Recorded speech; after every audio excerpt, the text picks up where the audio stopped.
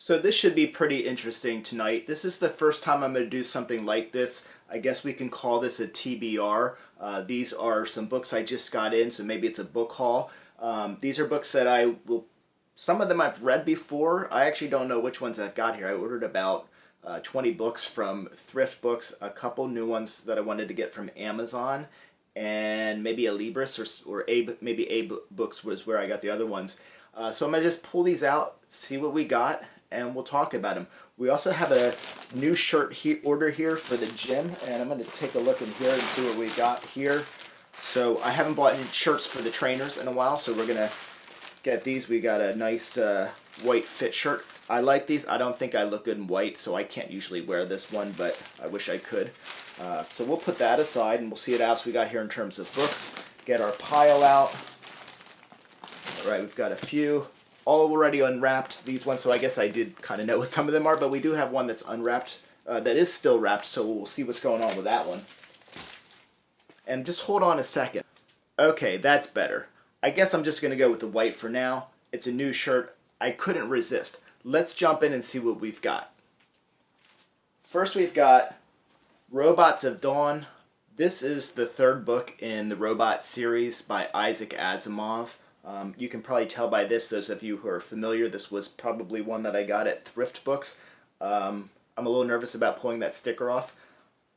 I love Asimov. He is my favorite science fiction author. I love the Foundation series. I love the Robot series. This is the third one in the Robot series.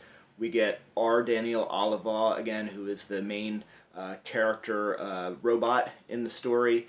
And if you've been in this series, you know that he has been in at least 7 of Asimov's books, spanning from the Foundation series and crossing over into this Robot series.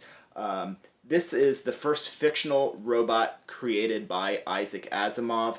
This story is really a thriller. It's a whodunit. R. Daniel Olivaw, he lives through the whole first Foundation, the whole second Foundation Galaxia after that, I think. And it's really just a great character, especially for it being a robot. I will have to go back and start the whole Robot series over again before I can get back to this book, but I am looking forward to it. Let's see. Let's open this one up and see what we've got here. I think I know what this is.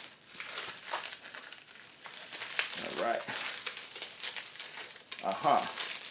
So here we've got Binti, Home. This is the second in the Binti series by Nnedi Okorafor. This series is really great. I also have Binti, the Night Masquerade. This is the third book in the series. We're looking at a Himba woman who leaves the Earth to travel the stars. While traveling the stars, we run into some aliens that are on her transport ship, and everybody in the crew is killed except our main character. And there's this, she has this clay from her homeland, and that plays an important role in the story, and is actually functional and useful for her in being able to communicate with these aliens who are these jellyfish like aliens. It's very good. I have the 2 sequels here. I actually don't have the first novel. I think I used to. I think that was maybe a library, a checkout from the library at some point. So I'm going to go back into these. These are novellas. It's a novella series, so it's a really easy and quick read. I recommend these to anybody because, first of all, it's a small investment of time when the book is this short. And I only say that because I wish these books were longer. They were great. I say that because if you're hesitant about giving them a chance, well, now you know they're really short, so there's nothing to be intimidated by. The first one, I don't know if the second 2 won any awards, but I know the first one won both the Hugo and the Nebula for short novellas. So again, check these out. These are really good. I'm looking forward to getting back into these. We've got Blue Mars, Kim Stanley Robinson. I'm going to read the back cover on this one. Kim Stanley Robinson's enthralling Mars trilogy ranks with Dune and the Foundation trilogy as a classic of the genre. I don't completely agree with that. It's a wonderful series. Dune and Foundation. Whenever I get around to doing a top 10, I'm not going to do a top 10 list just yet. I'm really eager to do it. But so many of the books that are on my top 10 are books that I've read so long ago, I feel like I had to read them again first. And they're a little further down on my TBR. And I want to make sure I really knock it out of the ballpark with that top 10. What I will say is, even though this is a really great novel and a really great series, it doesn't quite belong in that same category with Foundation or Dune. Those are going to be in my top 4 spots on my top 10, maybe 1 and 2. And I just don't want to put this in there with that. This might make my top 10. I don't think it's going to be my top 10. It's certainly in my top 50. Really great. Now Blue Mars joins the Hugo Award-winning Green Mars and Nebula Award-winning Red Mars to complete one of the greatest science fiction sagas ever written. It is one of the great science fiction sagas ever written. The red planet is no more. Now green and verdant Mars has been dramatically transformed from a desert world into one where humans can flourish.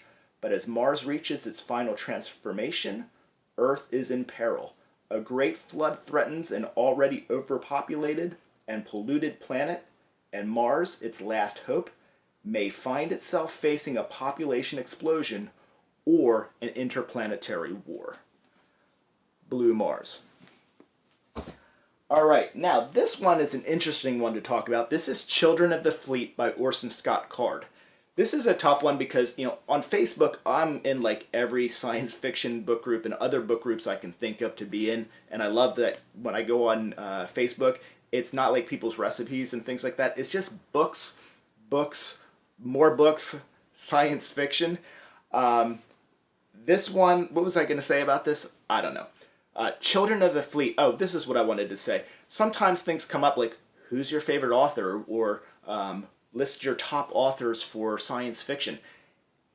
And I don't want to say Orson Scott Card because, there's a homophobic background with Orson Scott Card, and his character is certainly in question. So I don't want to say he's my favorite author. So I think the best way to say, not my favorite author, but one of my favorite authors, the best way for me to say it is some of my favorite books, he's the author of those. So I'm splitting hairs, but it is weird. It's hard when you have a book that you love so much, and then the author is somebody that you just don't respect. And it's funny, too, because you look at Ender Wiggins, who's the main character in Ender's Game and the sequel, Speaker for the Dead, Xenocide, Children of Men. That character of Ender Wiggin, I just feel like in my head, that character would be ashamed of this author, of Orson Scott Card. So I'm not going to spend a lot of time on that. What's interesting about this book, I've never read this book. I think I've read, when I first read the Ender series and the Shadow series, man, that was at least 20 years ago. Great series, I love it. Ender's Game, Speaker of the Dead, they're both going to end up in my top 10. I don't know how that's going to work because they're in the same series, and like Foundation, that whole series will just be one entry. I might have 2 entries for Ender's Game and Speaker for the Dead because those books are so good. Speaker for the Dead, for me, the sequel, it trumps Ender's Game. We'll talk about that when I get to that top 10 because they're definitely going to both be there. This is interesting because this was meant to be a series, I believe. I really just read up on this even after I received it. I bought this having not seen it just because I don't think I have this one. And it was one of the few that I didn't even have to look on the bookshelf to determine if I had it or not. I knew I didn't have this one. So it makes sense because this, I believe, was done in 2017. It was meant to be a series, but the series was canceled, so I guess this was a standalone. And this takes place like right after Ender's Game, I believe, and it sort of parallels the Ender Shadow series, which is kind of taking place on Earth. Also a brilliant series. The Ender series, like all 4 of those books are not going to be put in my top 10, even though they could be. I'm not going to take 4 of the spots for that. Ender Shadow, too, some of those books could also be in there. This one is parallel to that, so I think probably Ender's Shadow and Shadow of the Hegemon. And it takes place in space. So while that's going on Earth, this is the story of what's happening in space. And I think I actually don't know exactly what it's about, so maybe they're at fleet school, or it's just talking about what's going on with the fleet during that time. So I do feel like this is not going to live up to the others in the Ender series or the Shadow series, but I kind of feel like I have to read it. But I also feel like I need to go back and read that series again, which again, it's been like 20 years since I've done that. I'm going to have to do that before I kind of jump into this one because I don't want to just read this one cold, even though I think it is a standalone. But that's the last one. And I don't think anybody wants to see what we've got here in terms of shirts. We just got some more black ones and white ones in some different colors. So that's going to be it for today. I hope you enjoyed this look into my wardrobe and my to-be-read list or my book haul. I'm Michael Leverts, Fit to be Read. Please like, please subscribe, please write comments, and please check out my other videos. Thank you.